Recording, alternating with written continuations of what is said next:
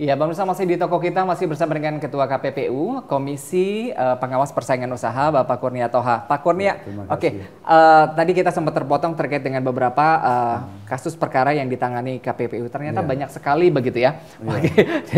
Dan beberapa kasus ini juga merupakan strategis begitu. Terakhir ini masyarakat melihat ada kasus perkara yang sedang menjadi sorotan begitu terkait dengan food company lah. Oke, kita nggak sebutkan brandnya sendiri begitu. Bagaimana sih posisi ini perkara kasus ini? Jadi sebenarnya kasus itu sederhana ya ininya. Jadi seperti saya sampaikan tadi, kita juga mengawasi merger. Nah, kalau merger pelaku usaha dengan aset misalnya dengan ini 2,5 T lebih gitu ya, atau dengan akumulasi aset antara yang gabung dengan yang gabung itu 5 T, maka mereka itu wajib melapor ke KPPU. Kenapa? Karena KPPU mempunyai fungsi untuk menilai apakah merger ini bisa menghambat persaingan atau tidak, atau tujuannya memang ingin menghentikan persaingan, monopoli atau lain. Karenanya mereka wajib lapor. Nah, kebetulan dalam perkara ini dia telat lapornya. Nah, telat lapor ini karena alasan mereka sebenarnya sederhana, dia bilang bahwa kami masih menunggu izin dari instansi lain. Padahal kita hitungnya adalah saat perubahan dari ataupun dari Kementerian Hukum dan HAM.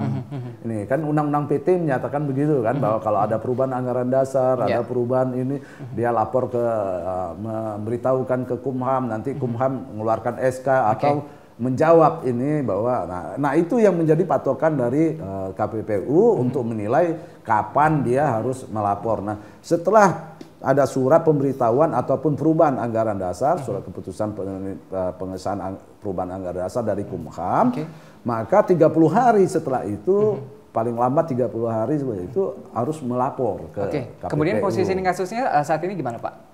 Ya, masih menunggu atau? KPPU sudah memutus ya. Sudah memutus ya. Karena memang menurut aturan setiap keterlambatan merger itu 1 harinya 1 M dendanya. Maksimum 25 M. Nah, ya ini sudah karena memang menurut KPPU ini sudah terlambat memberitahukan mergernya, karenanya sudah diputus oleh KPPU dan diminta untuk membayar denda. Nah, mungkin perusahaan tentu mempunyai hak untuk melakukan keberatan ke pengadilan negeri. Ya, kita tunggu saja apakah mereka ini. Tapi tim KPPU sudah siap ya Pak ya untuk setiap semua keputusan yang sudah dikeluarkan oleh Komisioner KPPU.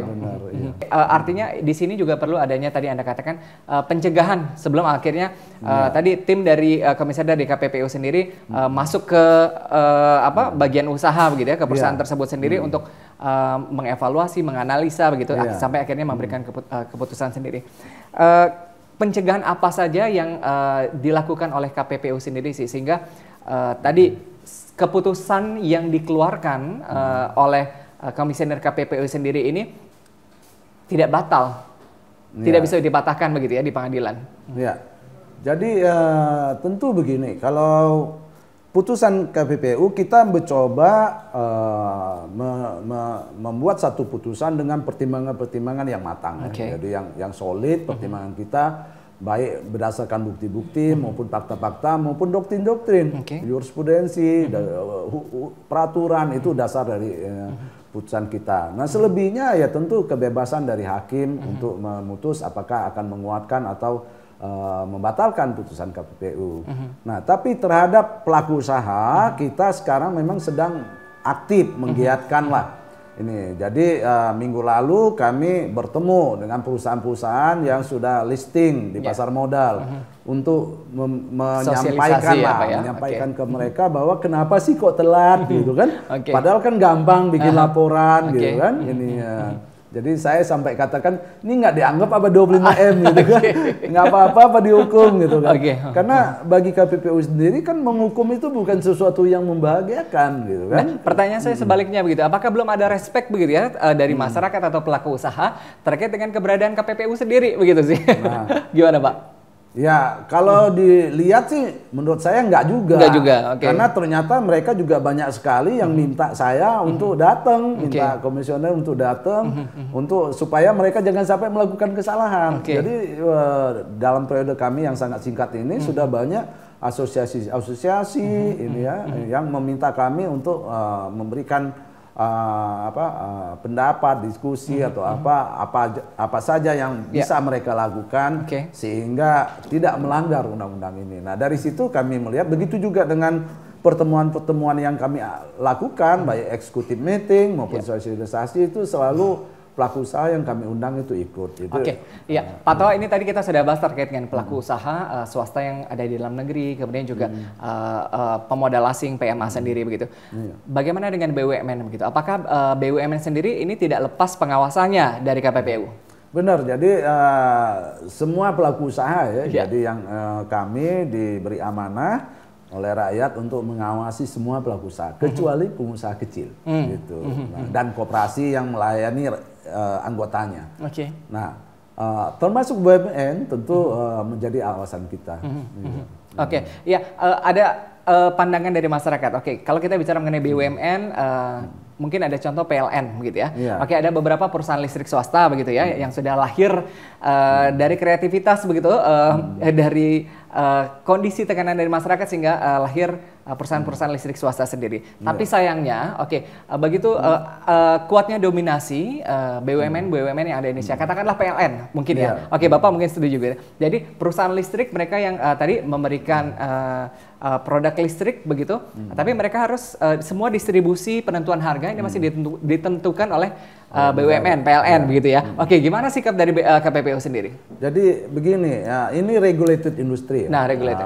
Jadi di dalam persaingan usaha itu dikenal istilah regulated industry. Jadi artinya industri-industri yang karena dia menguasai hajat hidup orang banyak, maka itu diatur oleh negara. Termasuk harganya. Ada harganya negara yang menentukan, tapi negara melalui peraturannya bisa mendelegasikan kepada perusahaan untuk dia menentukan dengan mekanisme tertentu. Jadi tentu harapan kita harga yang ditetapkan ini yang fair lah, gitu kan? Ini karena ini menyangkut hajat hidup orang banyak itu seperti itu.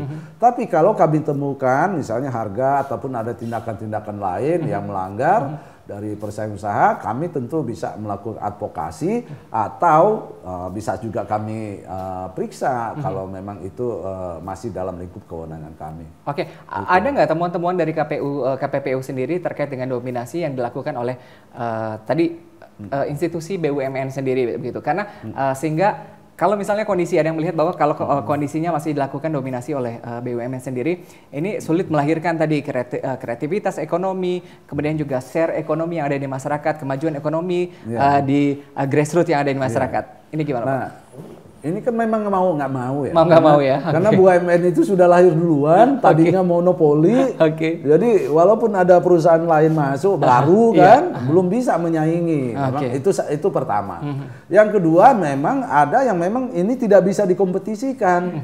Misalnya seperti listrik begitu. Listrik. Itu sumbernya bisa saja dihasilkan oleh banyak perusahaan. Tapi kalau langsung ke konsumen kan nggak bisa banyak pelaku usaha. Karena kalau banyak nanti banyak tapi kalau misalnya tadi begitu ya, listrik yang sumbernya tadi pengolahannya dari kompos atau dengan biaya produksi yang cukup murah, terus kemudian juga distribusinya dengan skala kecil, tapi dengan harga yang cukup murah begitu. Tapi ini kan juga bisa melirik masyarakat begitu ya. Dan juga bisa memperbaiki atau taraf hidup masyarakat di sekeliling begitu. Apakah tetap harus melalui distribusi dari BUMN ini? Dan harganya setahu saya itu boleh ya ininya. Jadi bisa lahir listrik-listrik mungkin pedesaan atau daerah mana itu bisa itu. Tapi distribusi dan harganya? Kalau distribusinya sudah ada PLN gitu kan, ini kan tentu nggak bisa ini karena kalau nggak nanti banyak tiang atau banyak kabel di bawah kan. Ini kan industri memang yang nggak bisa secara alamiah itu memang nggak bisa dibuka secara umum. Karena kalau dibuka pun itu malah akan tidak efisien. Gitu. Tidak efisiennya Pak maksudnya? Ya karena ya itu tadi misalnya ya saluran ke rumah sudah ada tiangnya PLN atau sudah ada di bawahnya PLN, lalu ada perusahaan lain masuk lagi ke situ, kan kebayang itu.